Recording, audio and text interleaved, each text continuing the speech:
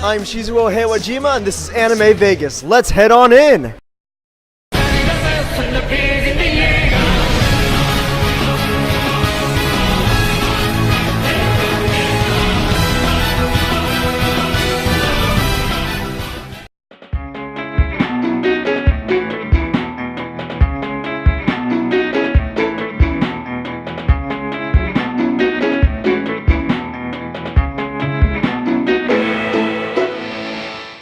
Hello, I'm Shizuo Heiwajima here with my friend Salty!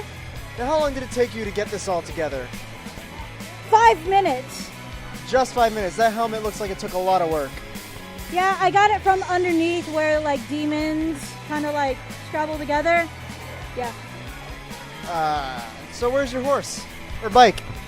My horse bike is downstairs parked in a garage, and I had to keep him there with some hay.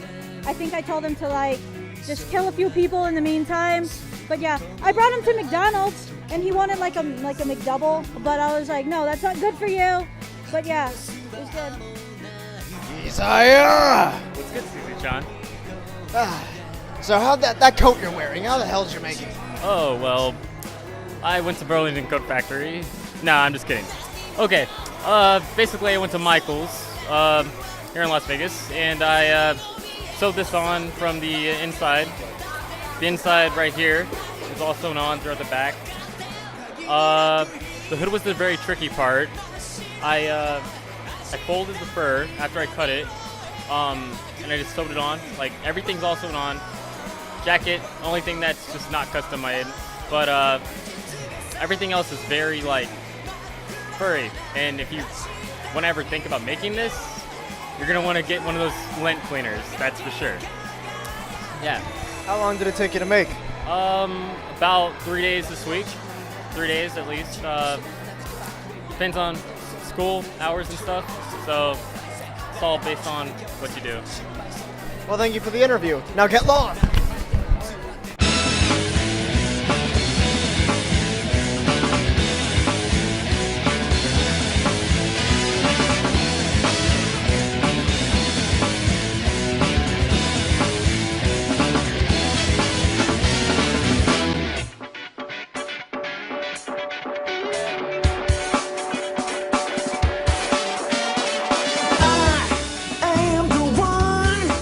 Pushing on ahead just like you, yeah, yeah.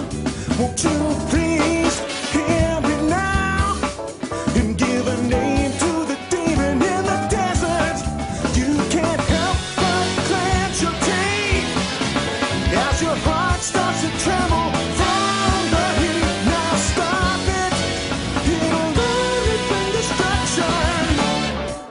Let's do it. You're an angel.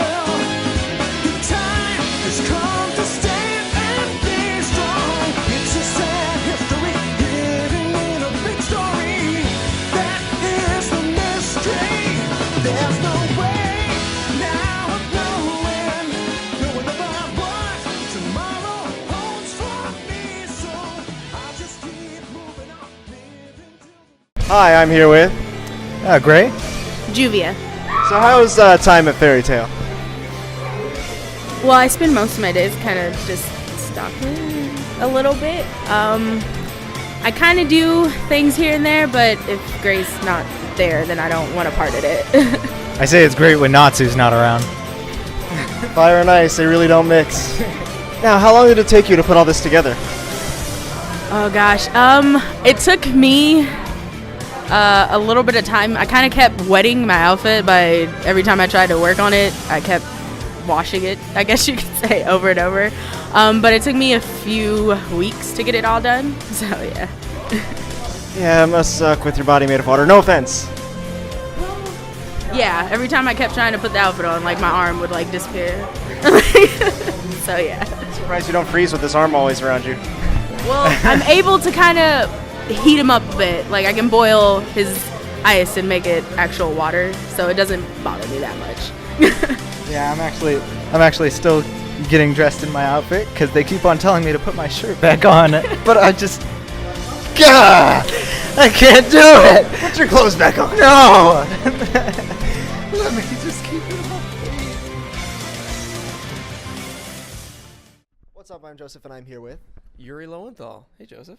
and you're a voice actor, correct? That is correct. So I just watched your documentary down there. What was? I know can tell the inspiration for it. But like, how did you go about making the entire thing? Thank you for coming, first off.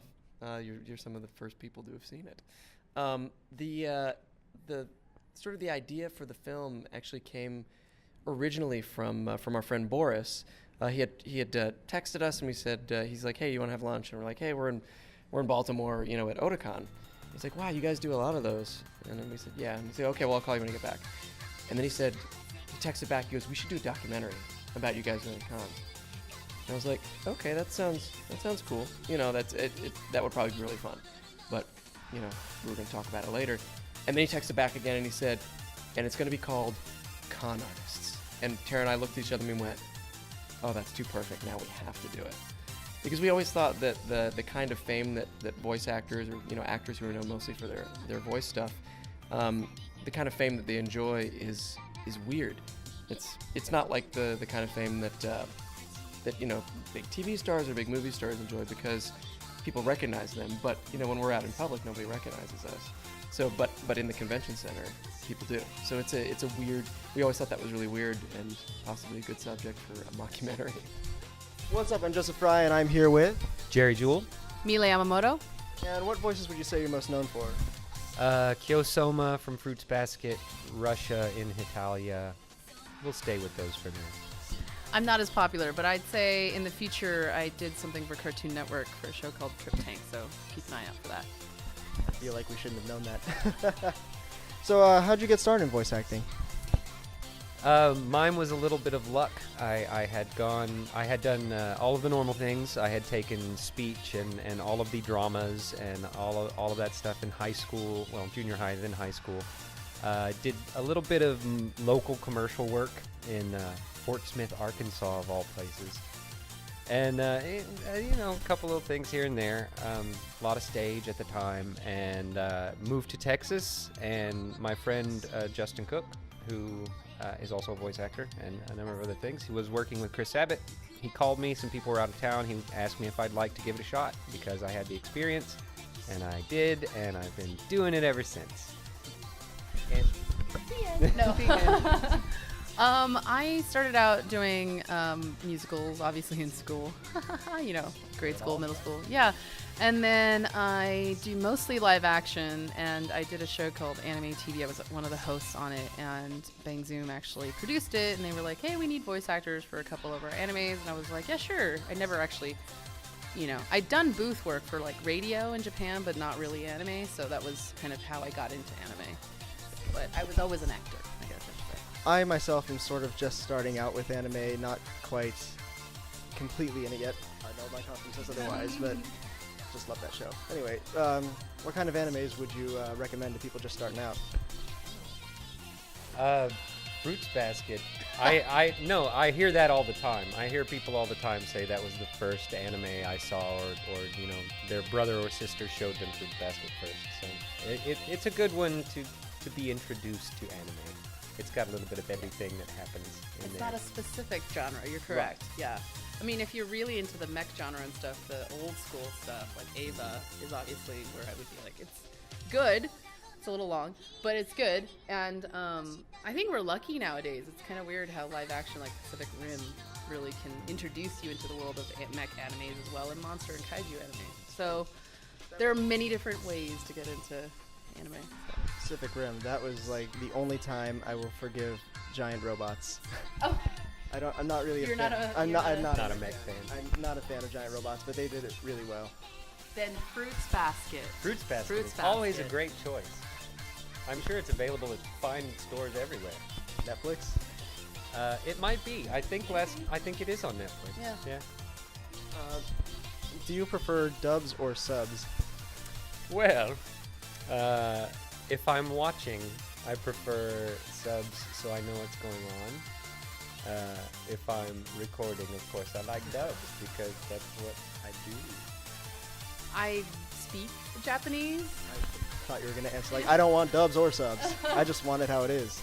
How it is fine. If they insist on, whatever is fine. But I do enjoy the intention of, like, there's a specific style of acting that Japanese animes do. It's a little over the top, but I grew up with it. So whenever I don't see those tropes in an anime, sometimes it throws me off, which is why the English version sometimes is like, oh, it's not the same. And that's the only thing. It's not the same. He said, "Oh, still the translation." Yeah, little translation. Like, you lose all that stuff, I think, so. Hello, I'm here with. Tara Platt. And who do you voice on, or what is the most known voice you have? Yes, some of the more notable characters I have played on Naruto. I played Tamari. On DC vs. MK, I'm Wonder Woman. And most recently in League of Legends, I play Katarina. Now, I just heard you say Wonder Woman. I'm sort of new to this. Do you support a Wonder Woman live-action movie that I think people have tried to get started, but not? Here's the thing about that. Yes, I highly support it because I'm a huge fan of Wonder Woman and I would love to see that, but it has to be done right. And I actually am friends with a screenwriter who's come up with an amazing Wonder Woman movie idea, which is not the one that they're going into production on. And I want to see his because his is so amazing. So yes, on one hand, I really want to see it, and no, on one hand, I don't, because I don't want to see them massacre it. Do you know what I mean? Like, I want to see it, but I want to see a good version. Yeah, I think they made like a terrible one a few years back. Well, that was a TV show, but yes, yeah. What is your favorite show you've worked on? Oh, that's a tricky one. Well, I really enjoy doing what would be considered original because you get to work with the other actors in the room. When you're doing a dub or an anime, you record by yourself, and that's fun, and you can enjoy the work that you're doing. Like on Naruto, I go in by myself for the sessions. I don't get to work with the other actors, but there's something really exciting and fun to be in a room with other actors and working off of them and getting to have that sort of electric experience. So I really enjoy getting to go into like a Ben 10 session and have all the actors in the room and sort of play. But I mean, working on shows like Naruto, I've been doing that show for now like 8.5 years, and that's amazing to get to have a job that you get to continue and play and evolve and really learn about the character. Now, have you ever done voice acting for non-anime, just like not dubbing but complete voice acting? I don't know what you mean by complete voice acting. Sorry, I meant okay. not Do you mean not translating. cartoons? No, I mean, have you done cartoons as opposed to dubbing for anime? Yes. So that's what I meant when I said original animation.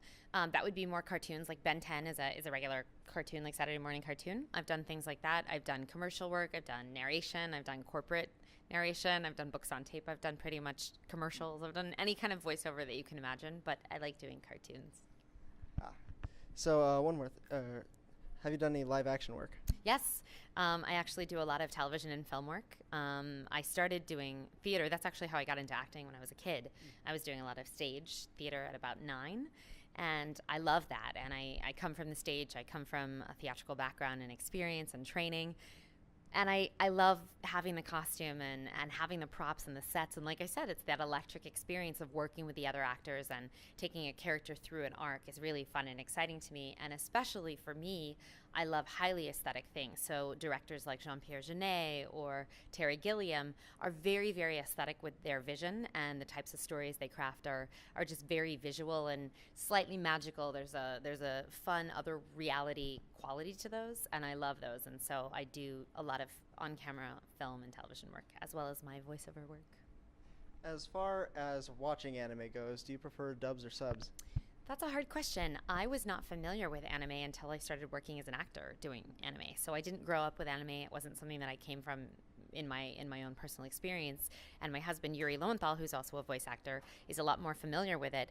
And he was familiar watching the original because he also speaks Japanese. And so that would be the original subs, I guess. But he doesn't even need to watch them subtitles because he actually understands them.